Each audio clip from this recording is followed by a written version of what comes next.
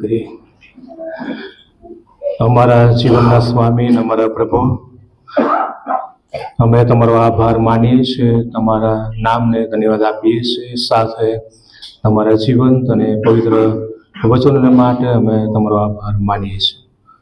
તમારું વચન કે જે અમારા આત્માઓનો ઉદ્ધાર કરવા માટે સમર્થ અને શક્તિશાળી છે, અને પ્રભુ એ વચનો સમજવા, સ્વીકારવા અને જીવનમાં ઉતારવા અમારી સહાયને મદદ કરો. પ્રાર્થના પ્રભુ ઈસુ ખ્રિસ્તના નામમાં. આમેન. જે શાસ્ત્ર ભાગ વાંચવામાં આવ્યો, રોમીયોનો પત્ર તેનો 13મો અધ્યાય 11 થી 14 વચનો, તે તરફ આપણે પ્રભુનું વચન જોવા માંગીએ છીએ. આધાર વાક્ય છે જૂના કરારમાંથી ગીતશાસ્ત્રનું પુસ્તક, તેનો 90મો અધ્યાય ને 12મી કલમ. વચનમાં એ પ્રમાણે લખ્યું છે કે તું અમને અમારા દિવસ એવી રીતે ગણવાને શીખવ કે અમને જ્ઞાનવાળું હૃદય પ્રાપ્ત થાય. આધાર વાક્ય છે, તું અમને અમારા દિવસ એવી રીતે ગણવાને શીખવ કે અમને જ્ઞાનવાળું હૃદય પ્રાપ્ત થાય. સમાપ્ત થઈ રહેલા વર્ષ પર વિચાર કરવાનો અને ટૂંક સમયમાં શરૂ થનારા નવા વર્ષની રાહ જોવાનો અને તેમાં આગળ વધવાનો આ એક શ્રેષ્ઠ અને સારો અવસર અને સમય છે. આજે વર્ષ 2024ની છેલ્લી ભજન સેવામાં આપણે જોડાયા છે. પ્રભુના લોક અને બાળકો તરીકે પ્રભુની ઉપસ્થિતિમાં આપણે ભેગા મળ્યા છે. પ્રભુનો આભાર માનીએ છીએ. આખા વર્ષ દરમિયાન પ્રભુ આપણી સાથે રહ્યા. જોતામાં આપણે વર્ષના એ અંતિમ ભાગમાં અને તબક્કામાં આવીને ઊભા છે. વર્ષનો આ અંતિમ દિવસમાં આપણે છીએ અને વર્ષ દરમિયાન ઈશ્વર આપણી દરેકની સાથે અને પાસે રહ્યા, આપણી સંભાળ લીધી, આપણને ઘડી રાખ્યા. એ બધાના માટે પ્રભુના નામને ધન્યવાદ આપીએ છીએ. 2024નું વર્ષ હવે સમાપ્ત થશે અને એ ભૂતકાળ બનવા જઈ રહ્યું છે. ભૂતકાળ બનવા જઈ રહ્યું છે. વર્ષ દરમિયાન એ વિવિધ બાબતોને સંભાળીએ છીએ અને યાદ કરીએ છીએ. અનેક વિવિધ બનાવો કદાચ આપણા કુટુંબમાં, આપણા પરિવારમાં, સમાજમાં બન્યા હશે. એ વિવિધ રીતે પ્રભુ આપણી દરેકની સાથે પાસે પણ રહ્યા. કદાચ માંદગી આવી કુટુંબમાં, પરિવારમાં. હા, એકલતાના એ સમયો આવ્યા હશે. અંધકારના જીવનમાં એવા સમયો આવ્યા હશે. ક્યાંક દુઃખના સમયો આવ્યા હશે, આંસુના સમયો આવ્યા હશે, ક્યાંક કોઈક જગ્યાએ વિરોધના સમયો આવ્યા હશે અને કોઈક જગ્યાએ આનંદની પળો અને સમયો પણ આવ્યા હશે.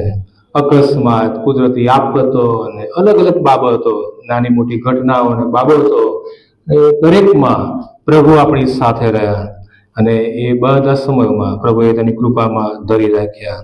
વાલા મિત્રો, 2025ના વર્ષમાં આગળ વધતા, 2025ના વર્ષમાં પ્રવેશ પામતા પહેલા આવો આપણે થોડોક સમય થોભીએ, આપણે મંથન કરીએ, આપણે વિચાર કરીએ. જૂનો કરાર એ નિયમોની વાત કરે છે, નવો કરાર કંઈક જુદી વાત કરે છે. જૂનો કરાર એ નિયમોની વાત કરે છે, જ્યારે નવો કરાર એમ કે છે કે તારા ભાઈની સાથે અણબનાવ, તારા ભાઈ સાથે અણગમો હોય તો તું પહેલા તેને સુધાર, તું જા, વ્યવસ્થિત કર અને પછી મારી પાસે આવો. નવો કરાર શીખવે છે કે જે અણબનાવ હોય એકબીજા સાથે, તારા ભાઈ સાથે, તો તું સુધાર, તું વ્યવસ્થિત કર, તું તેને પ્રેમ કર, અને એ નવો કરાર શીખવે છે. નવા કરારમાં સુવાર્તામાં આપણે જોઈએ છીએ વ્યભિચારી સ્ત્રીની વાતનો ઉલ્લેખ કરવામાં આવ્યો છે. લોકોએ એને નેગેટિવ રીતે જોઈ, વ્યભિચારી સ્ત્રીને. લોકોએ વ્યભિચારી સ્ત્રીને મારવાને માટે પથ્થરો ઉઠાવ્યા અને એ ન્યાય કરવાને માટે બેસી ગયા. બીજાનો ન્યાય કરવા લાગ્યા, બીજાની ભૂલો કાઢવા લાગ્યા, બીજાના દોષ ને ભૂલો શોધવા લાગ્યા કે આ તો આવી છે, આ તો નકામી છે, આણે તો પાપ કર્યું છે, અમે સારા છે ને બધા નકામા છે. ઈસુએ કહ્યું, જેણે પાપ ના કર્યું હોય તે પહેલો પથ્થર મારે. જેણે પાપ કર્યું ના હોય એક પાપ કરવું ના હોય કે પ્રથમ પથ્થર ઉઠાવે અને ઈસુને મારે. શું થયું? ત્યાં કોઈ ઊભું રહ્યું નહીં, બધા જ ચાલ્યા ગયા. વાલા મિત્રો, જીવનમાં બદલાવ જરૂરી છે, પરિવર્તન જરૂર છે. જીવનમાં જ્યાં સુધારાની જરૂર છે ત્યાં સુધારો લાવવાની જરૂર છે. જ્યાં જીવનમાં બદલાવ લાવવાની જરૂર છે ત્યાં હું અને તમે આપણે બદલાવ લાવીએ, પરિવર્તન લાવીએ. આ એ જરૂરી છે. વાલા મિત્રો, આ સમય છે, પ્રભુ એ તક આપે છે. આ સમય પ્રભુ આપણને આપે છે. આપણે નવા વર્ષના દરવાજા આગળ આવીને ઉભા છે અને પ્રભુએ આપણને એ તક આપી છે. આવો આત્મ મંથન કરીએ, વિચાર કરીએ, વિશ્વાસની યાત્રામાં આગળ વધતા આપણે પ્રભુમય જીવન જીવીએ. વિશ્વાસની યાત્રામાં આગળ વધતા આવો આપણે સાક્ષીરૂપ જીવન જીવીએ, પ્રભુને મહિમા આપીએ. આ વર્ષની સમાપ્તિ અને વિદાય અને આવા તો મારા મિત્રો જીવનમાં ઘણા વર્ષો આવ્યા. આપણી જીવન યાત્રામાં એવા અનેક અને ઘણા વર્ષો આવ્યા અને ગયા, અને વર્ષોના વર્ષો એ પસાર પણ થઈ ગયા અને એ પૂરા પણ થઈ ગયા. ઘણાએ સમયનો સદુપયોગ કર્યો પણ ખરો, ઘણાએ સમયનો સદુપયોગ ના પણ કર્યો. અને વચનમાં કહે છે સમયનો સદુપયોગ કરો કેમ કે દાડા ભૂંડા છે. ઘણાએ સમયનો સદુપયોગ કર્યો અથવા તો ના પણ કર્યો. અને જૂના કરમાં એક સરસ પ્રભુનું વચન જણાવે છે, સભા શિક્ષકનું પુસ્તક, તેનો 9મો અધ્યાય અને 12મી કલમ. મનુષ્ય પણ પોતાનો સમય જાણતો નથી, કેમ કે જેમ માછલા જાળમાં સપડાઈ જાય છે તેમજ ભૂંડો સમય માણસો પર એકાએક આવી પડે છે અને તેમને ફસાવે છે. માણસ પોતાનો સમય જાણતો નથી. જેમ માછલા જાળમાં સપડાઈ જાય છે તેમજ ભૂંડો સમય માણસો ઉપર એકાએક આવી પડે છે અને તેમાં માણસ ફસાય છે. ભલા મિત્રો, વર્ષ પૂર્ણ થવાની તૈયારીમાં છે ત્યારે કેટલાકની જિંદગી આ વર્ષમાં અથવા તો આજે એ પૂરી થઈ ગઈ હશે. નવો દિવસ આજે કેટલાક જોવા પામ્યા પણ નહીં હોય અને નવા વર્ષમાં પ્રવેશ કરી શક્યા પણ નહીં હોય. ત્યારે આજના આધાર વચનને આવો આપણે આપણી પ્રાર્થના બનાવીએ. આજના આધાર વચનને આવો આપણે પ્રાર્થના બનાવીએ કે તું અમને અમારા દિવસ એવી રીતે ગણવાને શીખો કે અમને જ્ઞાનવાળું હૃદય પ્રાપ્ત થાય. જે શાસ્ત્ર ભાગ વાંચવામાં આવ્યો અને શાસ્ત્ર ભાગમાં પાઉલ લખેલો પત્ર અને પાઉલ વ્યવહારો અને વ્યક્તિગત નૈતિકતાનું શિક્ષણ એ આપે છે. તે સમયની મંડળી, તે સમયના લોકોને અને આજે પણ એ આપણને પણ એટલું જ લાગુ પડે છે. ખ્રિસ્તી જીવન કેવી રીતે જીવવું જોઈએ, ખ્રિસ્તી જીવન કેવી રીતે જીવીને આગળ વધવું જોઈએ, તે બાબતો એ પાઉલ અહીં રજૂ કરે છે અને બતાવે છે. પહેલી બાબત એ 11મી કલમમાં લખ્યું છે પ્રમાણે ઊંઘમાંથી ઉઠવાનો સમય વર્તીને યાદ રાખો કે હમણાં તમારે ઊંઘમાંથી ઉઠવાની વેળા આવી ચૂકી છે. કારણ જે વેળાએ આપણે વિશ્વાસ કરવા માંગીએ તે કરતા હાલ આપણું તારણ નજીક આવેલું છે. સમય વર્તીને યાદ રાખો કે ઊંઘમાંથી ઉઠવાની વેળા આવી ચૂકી છે. પાઉલ જે બાબત અહીં જણાવે છે તે તો એ છે આત્મિક ઊંઘની વાત કરે છે. પ્રભુ ઈસુએ એ વિશ્વાસીઓને કહ્યું કે તમે સાવધાન રહો, જાગતા રહો અને પ્રાર્થના કરો. પ્રભુ ઈસુ ખ્રિસ્તે એ શિક્ષણ પણ આપ્યું કે તમે પ્રાર્થના કરો, જાગતા રહો અને પ્રભુમાં આગળ વધતા રહો. બીજા શબ્દોમાં જો એને કહીએ, આત્મિક ઊંઘ વિશે કહીએ તો તમે જાગો. એ કહેવા માંગે છે તે એ કે ઊંઘમાંથી ઉઠવાની વેળા આવી ચૂકી છે, તમે જાગો, અહીંયા એ કહેવા માંગે છે. ભલા મિત્રો, શા માટે આપણે જાગવાની જરૂર છે? હા, એ સમય ઓછો છે માટે આપણે જાગવાની જરૂર છે. સમયને જાણવાનો છે. હા, પ્રભુનું આગમન નજીક છે, એને માટે આપણે જાગવાની જરૂર છે. ભલા મિત્રો, શું આપણે શાશ્વત અને અનંતકાળી બાબતો પ્રત્યે નીરસ થઈ ગયા છે? એ શાશ્વત બાબતોને માટે નીરસ થઈ ગયા છે? જો તેમ હોય તો જાગવાનો સમય છે. Now is the time to obey the Lord. હવે પ્રભુનું પાલન કરવાનો વખત અને સમય છે. મારા મિત્રો, પ્રભુ એ પાછો આવી રહ્યો છે એ આપણે જાણતા નથી. આપણે આપણા કામમાં હોઈશું, આપણા કાર્યોમાં આપણે વ્યસ્ત હોઈશું અને અચાનક પ્રભુનું આવું થશે, આપણે જાણતા નથી. એના માટે આવો આપણે પ્રભુમાં સજાગ બનીએ, જાગૃત બનીએ. દિવસનો પ્રકાશ એ ફરી ઉગશે. માલાખી 4:2 દિવસનો પ્રકાશ એ ફરી ઉગશે. પ્રભુ પાછો આવી રહ્યો છે. વાલા મિત્રો, શું આપણે પ્રભુને મળવા તૈયાર છે? શું આપણે પ્રભુને મળવા માટે તૈયાર છે? હા વાલા મિત્રો, આપણી આત્મિક ઊંઘમાંથી એ ઉઠવાનો સમય પાકી ચૂક્યો છે. હવેથી આપણે એ જાગૃત રહેવાનું છે, તૈયાર રહેવાનું છે. હાલો મિત્રો, આપણે વિચાર કરીએ, જો અચાનક અત્યારે પ્રભુ આવી જાય, તો મને ને તમને, આપણ સર્વને શું કરતા જોઈએ? અચાનક પ્રભુનું આગમન થાય અને અચાનક પ્રભુ આવે ત્યારે આપણને શું કરતા જોઈએ?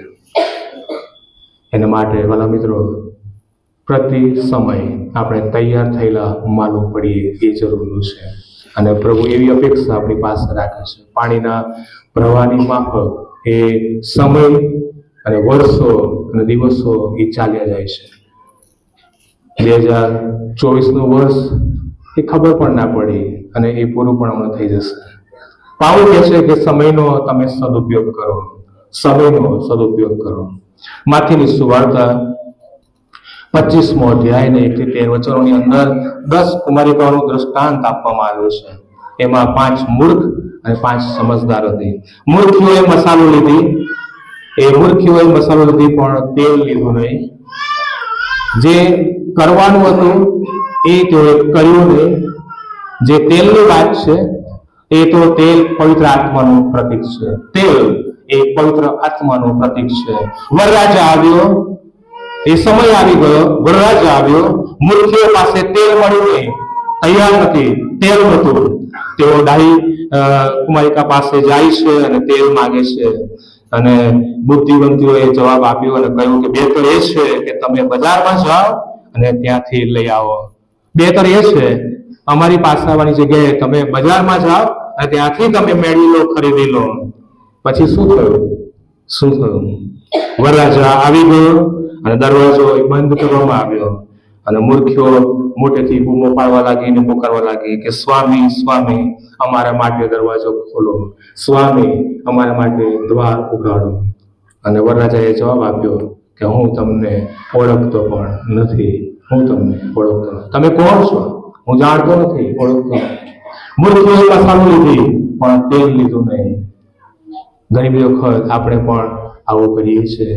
પ્રભુના સેવકો દ્વારા એ વચનો જાણવામાં આવે છે. જૂના કરમાં પ્રબોધકો દ્વારા હતું કે તું તાણીને પુકાર કર, એમને જણાવ અને કે જેથી કરીને તેઓ સુધરી જાય અને પાછા ફરે. જો નહીં સુધરે તો મારી સોટી વાગશે અને શિક્ષા હું કરીશ.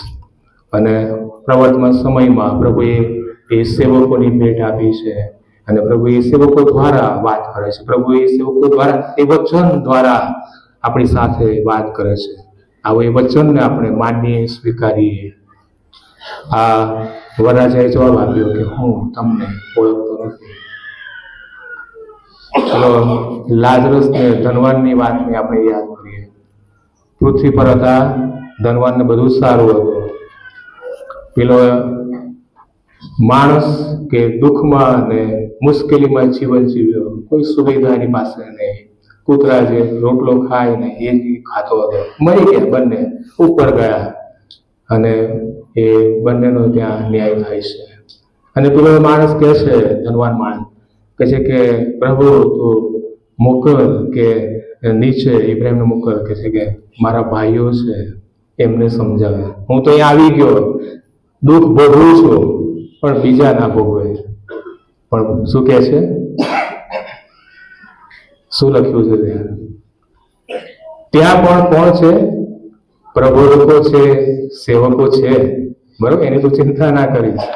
એ મૂકેલા છે, એ કહેશે. જો નહીં સુધરે તો એ પણ આવશે. ભાઈ વરરાજાએ કીધું હું તમને ઓળખતો નથી. મૂર્ખીઓએ મસાલો લીધી, તેલ લીધું નહીં. ભલા મિત્રો, આપણે કેટલી બધી વખત પ્રભુના વચનને સાંભળીએ છીએ, આપણે વચન વાંચીએ પણ છે, સાંભળીએ પણ છે, પણ પાલન કરતા નથી, આપણે એમને પાળતા નથી. આદમના સમયથી માનવજાત એ અધોગતિમાં જીવી રહી છે. આપણે એકબીજાની ઈર્ષા કરીએ છીએ, એકબીજાની નિંદા કરીએ છીએ, એકબીજા સાથે લડીએ છીએ, ખરાબ કરીએ છીએ, ઘણું બધું આપણે એ કરીએ છીએ અને આપણી મરજી પ્રમાણેનું આપણે જીવન જીવીએ છીએ, આપણી મરજી પ્રમાણે વર્તીએ છીએ અને આપણી મરજી પ્રમાણે ઈચ્છા પ્રમાણે ચાલીએ પણ છે. આપણું વલણ મનુષ્ય સ્વભાવ છે. આપણું વલણ એવું છે કે હજુ તો સમય ઘણો છે, હજુ સમય ઘણો બાકી છે, વાર છે, અત્યારે કાળની કોઈ જરૂર નથી, અત્યારે પસ્તાવો કરવાની જરૂર નથી, અત્યારે પ્રભુની ભક્તિ કરવાની જરૂર નથી. અને એમ કરીને આપણે બેદરકાર બનીએ છીએ. મારા મિત્રો, મૂર્ખ કુમારિકાઓની જેમ આપણે ના કરીએ. મૂર્ખ કુમારિકાઓએ સમયને સાચવ્યો નહીં, મૂર્ખ કુમારિકોએ એ સમયને ગુમાવ્યો. હા વાલા મિત્રો, આપણે ક્યાં છે? જો પ્રભુ ઈસુ ત્યારે પાછા આવે તો તે આપણને શું કરતા નિહાળે? પ્રભુ ઈસુ ખ્રિસ્ત નહીં આવે તો શું કરતા જુએ? શું આપણે નિયમિત પ્રભુનું વચન અને ભક્તિ કરીએ છીએ? શું આપણે નિયમિત પ્રભુની વચન અને ભક્તિના આરાધનામાં જીવન જીવીએ છીએ ખરા? પ્રભુ જે અપેક્ષા આપણી પાસે રાખે છે, પ્રભુ અપેક્ષા રાખે છે કે હું અને તમે આપણું પ્રભુનું વચન અને આરાધના નિયમિત કરીએ. આપણા વ્યક્તિગત જીવન દ્વારા, આપણા પારિવારિક જીવન દ્વારા પ્રભુને ઊંચા ઉઠાવીએ, મહિમા આપીએ. આપણે વિચાર કરીએ વાલા મિત્રો, નર્ક તરફ કૂચ કરી રહ્યા છીએ કે સ્વર્ગ તરફ કૂચ કરી રહ્યા છીએ? આપણે કઈ દિશામાં આગળ વધી રહ્યા છીએ? આ નવા વર્ષમાં પ્રવેશ પામતા કરતા પહેલા આવો આપણે આપણા માર્ગો વિશે વિચાર કરીએ, આપણા માર્ગો વિશે વિચારીએ. પ્રભુ એ તમારા જીવનના બધા જ પાસાને બહુ સારી રીતે જાણે છે અને માટે સાવચેત બનીએ, સાવચેત થઈએ, એકબીજાને પ્રેમ કરીએ, એકબીજાને આપણે પ્રેમ કરતા આપણે શાંતિથી આ પૃથ્વી પર રહીએ, જીવીએ, વિશ્વાસુ બની રહીએ, પ્રભુને વફાદાર બની રહીએ, ન્યાયી જીવન જીવીએ. પ્રભુનું આગવું નજીક છે, એના માટે તૈયાર થયેલા માલુમ પડીએ. બીજી બાબત, અંધકારના કામોનો ત્યાગ કરવો. 12મી અને 13મી કલમમાં લખ્યું છે પ્રમાણે અંધકારના કામોને તમે તિલાંજલિ આપો, ત્યાગ કરો. બુંદાઈના કામો, અંધકારના કામો એટલે બુંદાઈના કામો, અંધકારના કામો એટલે પ્રભુને ન ગમતા કામોને આપણે ત્યજી દેવાના છે. 13મી કલમમાં લખ્યું છે કે રાત ઘણી ગઈ છે અને દિવસ પાસે આવ્યો છે, અને માટે આપણે અંધકારના કામો ત્યજી દઈને પ્રકાશના હથિયારો સજીએ. દિવસે જેમ ઘટે તેમ સોરતી રીતે વર્તીએ, મોજ શોખમાં, નિશામાં, વિષયભોગમાં, લંપટપણામાં, ઝઘડામાં તથા અદેખાઈમાં નહીં. દિવસ પાસે આવ્યો છે, અંધકારના કામોને ત્યજી દઈએ, પ્રકાશના હથિયારોને સજીએ. ભલા મિત્રો, આપણે કેટલુંક મૂકી દેવાનું છે અને કેટલુંક આપણે મેળવવાનું છે અથવા તો ધારણ કરવાનું છે. કેટલુંકને છોડી દેવાનું છે, મૂકી દેવાનું છે, અને કેટલું આપણે ધારણ કરવાનું છે. તો શું મૂકી દેવાનું છે? તો અહીં વચનમાં લખ્યું છે પ્રમાણે કે અંધકારના કામો, મોજ શોખ, નિશા, વિષયભોગ, લંપટતા, ઝઘડા, અદેખાઈ, આ બધી બાબતોને શું કરવાનું છે? છોડી દેવાનું છે, મૂકી દેવાનું છે, ત્યજી દેવાનું છે. અને જે ધારણ કરવાનું છે તે એ છે પ્રકાશના હથિયારો ધારણ કરો. પ્રકાશના હથિયારો, એફેસર પત્ર 6 અધ્યાયમાં જે હથિયારોની વાત કરી છે, આત્મિક હથિયારો, એ તમે મેળવી લો, એ પહેરી લો, એ ધારણ કરો અને આગળ વધો. આજના ખ્રિસ્તીઓમાં એ આ બાબતો છે, અંધકારના કામો. આપણે એને ત્યજી દેવાના છે અને પ્રકાશના હથિયારો ધારણ કરીએ. નીતિવચનનું પુસ્તક 23મો અધ્યાય, ત્યાં લખ્યું છે, મારા દીકરા, તું સાંભળીને ડાપણ પકડ, તારા હૃદયને ખરા માર્ગમાં ચલાવ. દ્રાક્ષરસ પીનારાઓથી તથા માંસના ખાવજરાની સોબત ન કર, કેમ કે તેઓ બધા કંગાલ અવસ્થામાં આવી પડશે. મારા દીકરા, તું સાંભળીને ડાપણ પકડ. ફરી એકવાર આધાર વાક્ય હું રજૂ કરું છું. તું અમને અમારા દિવસ એવી રીતે ગણવાનું શીખો કે જે અમને જ્ઞાનવાળું હૃદય પ્રાપ્ત થાય. મારા દીકરા, તું સાંભળીને ડાપણ પકડ, તારા હૃદયને ખરા માર્ગમાં ચલાવ. દ્રાક્ષરસ પીનારો તથા માંસના ખવડાની સોબત ન કર.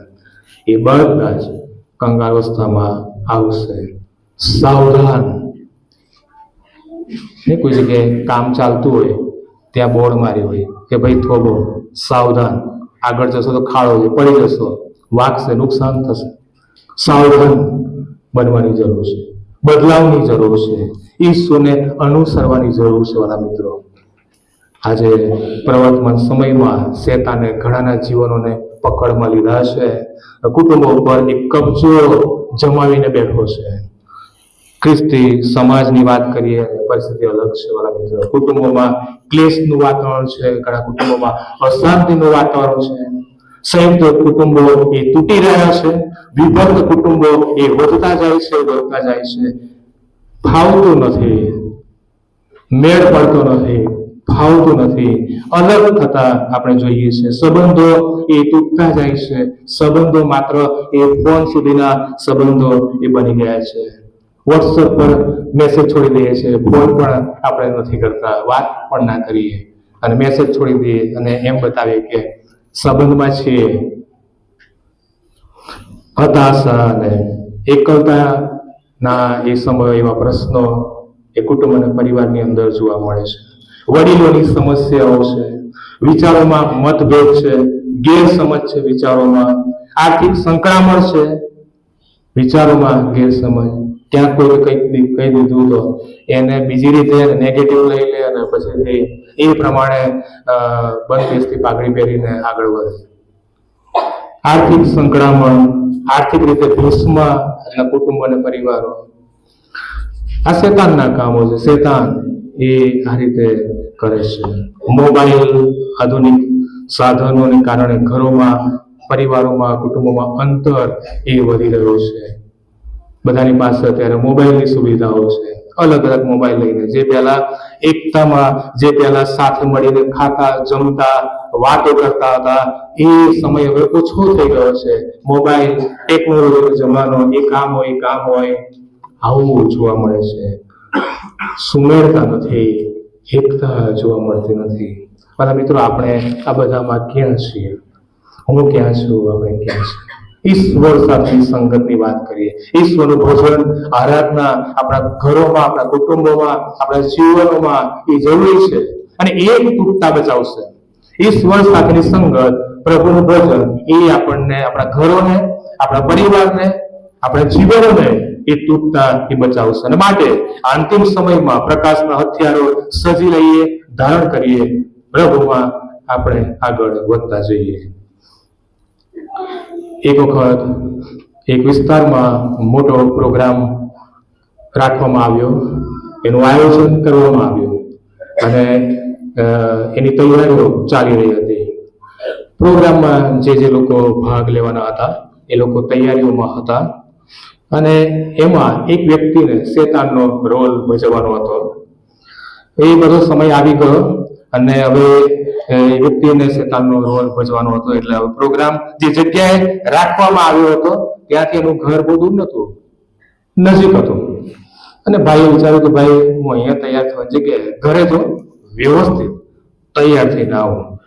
અને ઘરે જાય છે અને એ કાળા વસ્ત્રો પહેરીને એ ભાઈ ઘરેથી જ્યાં પ્રોગ્રામ હતો ત્યાં જવા માટે નીકળ્યા.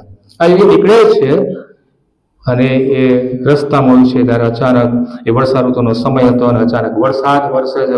ભારે વરસાદ પડે છે અને આ વ્યક્તિ વિચારવા લાગે, ભાઈ હું તો સરસ તૈયાર થયો છું અને નાટકનો પહેરવેશ મેં ધારણ કર્યો છે, બધું બગડી જશે અને હું શું કરું? અને કોઈ ઘર કે કોઈ જગ્યા દેખાતી નથી. કઈ જગ્યાએ જઈને ઉભો રહ્યો થોડી વાર માટે, વરસાદ બંધ થઈ જાય પછી હું જાઉં. અને નજીકમાં એક ચર્ચ એને જોવા મળે છે અને દોડીને ત્યાં ચર્ચમાં જાય છે. એ સમય તો રવિવારનો હતો. પાળક સાહેબ ભક્તિ સભા ચાલુ હતી, સંદેશો આપી રહ્યા હતા, અને સંદેશો પણ એ ઈશ્વર અને શેતાન ઉપર જ સંદેશો ચાલી રહ્યો હતો. ભાઈ ચર્ચમાં દાખલ થયા. લોકોનું ધ્યાન એ ભાઈ તરફ ગયું. લોકોએ એ ભાઈને જોયો, કારણ કે એ ભાઈએ જે વસ્ત્ર પહેર્યા હતા એ કાળા વસ્ત્ર પહેર્યા હતા, અને લોકોનું ધ્યાન એ શેતાન તરફ ગયું. લોકો ગભરાયા, લોકોને બીક લાગી. એ ખરેખર આ તો શેતાન જ આવ્યો, ખરેખર આ તો શેતાન આવ્યો. બધા ભાગવા લાગ્યા, આમથી તેમ ભાગદોડ મચી ગઈ. આ બધામાં એક બેન કે જે એકદમ ઊભા થઈ શક્યા નહીં અને એ ખુરશી પરથી એ એકદમ ઊભા થઈ શક્યા નહીં. પેલા બેન શેતાનને નજીક આવતો જોવે છે, શેતાન એ આગળ આવે છે નજીક આવતો, એ ભાઈ, અને એ બેન એને જોવે છે, એને ગભરાઈ જાય છે, ખૂબ ગભરાઈ ગયા, હાથ પગ એને ધ્રુજવા લાગ્યા, અને બેને બે હાથ જોડ્યા અને બેને કહ્યું, ઓ મારા સહાયક, ઓ મારા પ્રભુ અને મારા સ્વામી, મને કશું જ ના કરશો, મને કશું ના કરશો. સ્વામી ને મારા પ્રભુ, હું તો પહેલેથી જ તમારી છું, હું પહેલેથી જ તમારી છું.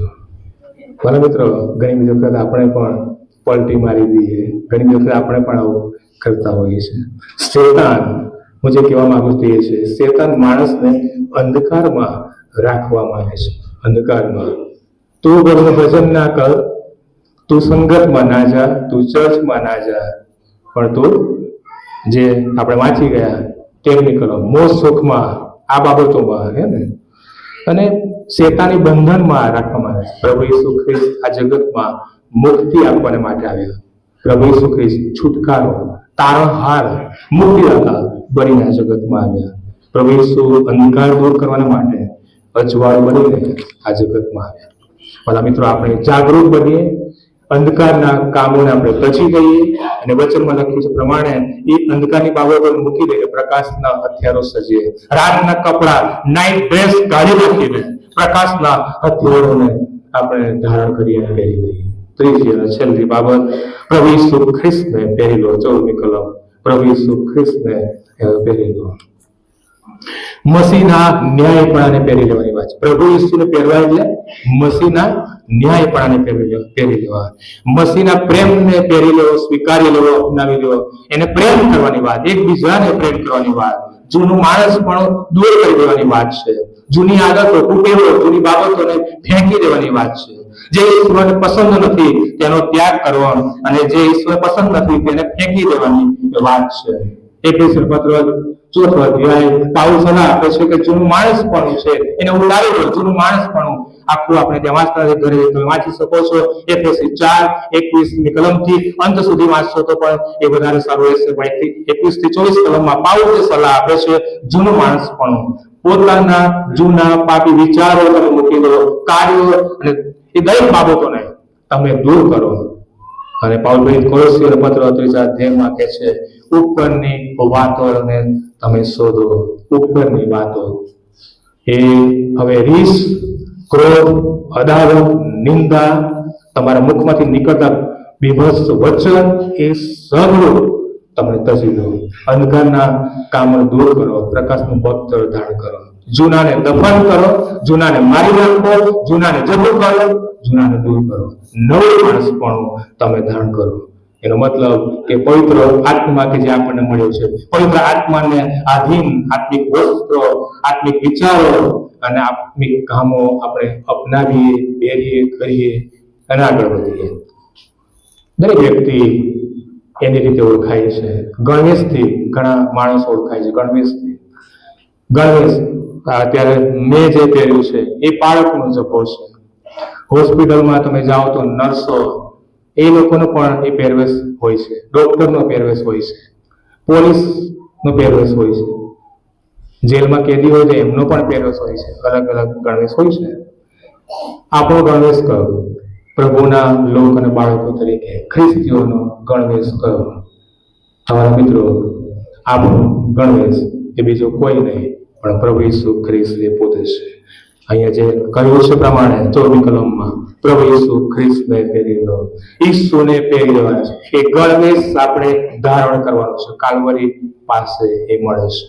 યોહાનની સુવાર્તા 15મો અધ્યાય પ્રમાણે ઈસુમાં બની રહીએ, પવિત્ર આત્માથી ભરપૂર બનીએ, જીવનમાં શેતાનને સ્થાન આપીએ નહીં, પ્રભુને જીવનમાં આવકારીએ અને સ્થાન આપીએ. પ્રભુ ઈસુ ખ્રિસ્તને પહેરી લેવા એટલે કે તેના પ્રેમને પહેરી લો. પ્રભુ ઈસુ ખ્રિસ્તના સ્વભાવને પહેરી લેવા એટલે કે એ પ્રભુ ઈસુ ખ્રિસ્તને ધારણ કરવા.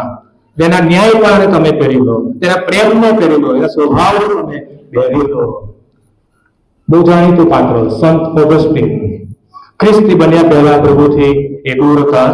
જગતની બાબતોમાં એ માણસ ફસાઈ ગયો અને ખરાબ બાબતોમાં એ જીવન જીવવા લાગ્યો ને એ યુવાનીના સમયની વાત અને ખરાબ બાબતોમાં એ આગળ વધતો હતો. પાછળથી તે બંધનમાંથી મુક્ત થવા માટે ઈચ્છા રાખતો હતો કે અરે હું આ ખોટો કરી રહ્યો છું, એમાંથી બહાર નીકળવા માંગતો હતો. અને એના કેટલાક ખ્રિસ્તી મિત્રોએ તેને સલાહ આપી કે ઈસુની પાસે જા, તારા જીવનનું બદલાવ થશે, ઈસુ પાસે તું જા. એક સમયે એ પ્રભુનું વચન તેને મળ્યું, પ્રાપ્ત થયું અને એ વચન એ આ રોમીયોનો પત્ર 13મો અધ્યાય અને 13 અને 14 કલમ એ વચન એને મળ્યું, પ્રાપ્ત થયું. તે ક્ષણે આ માણસે ઈસુનો તારણહાર તરીકે સ્વીકાર કર્યો. પ્રભુમાં એ આગળ વધતો ગયો. આવો મિત્રો આપણે તેમાંથી શીખીએ, આવો મિત્રો આપણે જાગીએ, ઈસુને ધારણ કરીએ.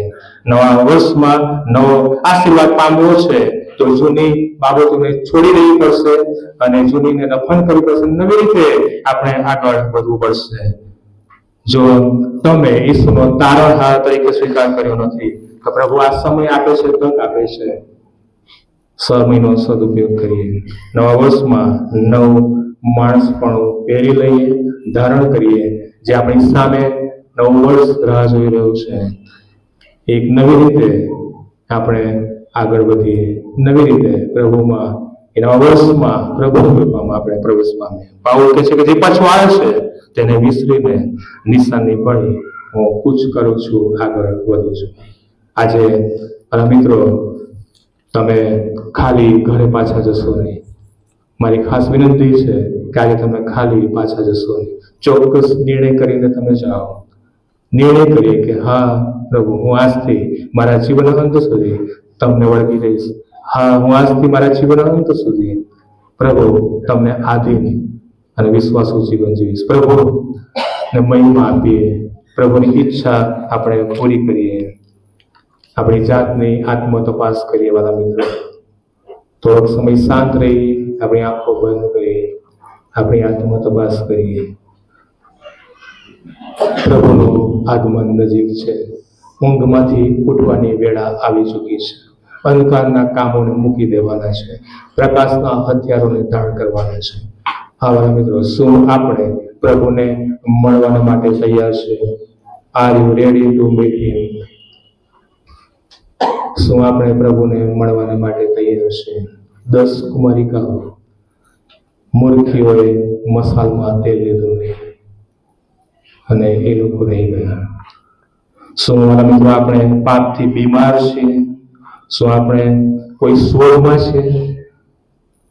પ્રભુ ઈસુની પાસે આવીએ. શું આપણે આપણું મન, આપણું હૃદય ખુલ્લું મૂક્યું છે પ્રભુને માટે? જો નથી ખોલ્યું, આપણા હૃદયનું દ્વાર પ્રભુની આગળ આપણે ખુલ્લું કરીએ, ઈશ્વરની પાસે આવીએ. આત્મિક જીવનમાં હું અને તમે ક્યાં છે વિચારીએ. આત્મિક યાત્રામાં શું આપણે આગળ વધી રહ્યા છે? આ નવા વર્ષમાં આપણે પ્રવેશ કરીશું, આગળ વધીએ ત્યારે નવા નિર્ણય સાથે, નવા દર્શન સાથે આગળ વધીએ. પ્રભુ ઈસુ ખ્રિસ્તને પહેરી લઈએ, ધારણ કરીએ. પ્રભુ ઈસુ ખ્રિસ્તને અપનાવીએ, તેના માર્ગમાં ચાલીએ. એમ પ્રકાશીએ કે બાપને મહિમા મળે, એમ પ્રકાશીએ કે પિતાને માનને મહિમા મળે. આવો પ્રાર્થનામાં જોઈએ.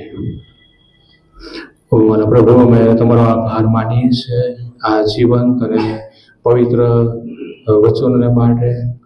વચન દ્વારા અમારી સાથે તમે વાત અને વ્યવહાર કર્યો છે. ઘણી બધી બાબતો પ્રભુ અમારે મૂકી દેવાની છે, એને દફન કરવાની છે, તળ છોડવાની છે, જતું કરવાનું છે.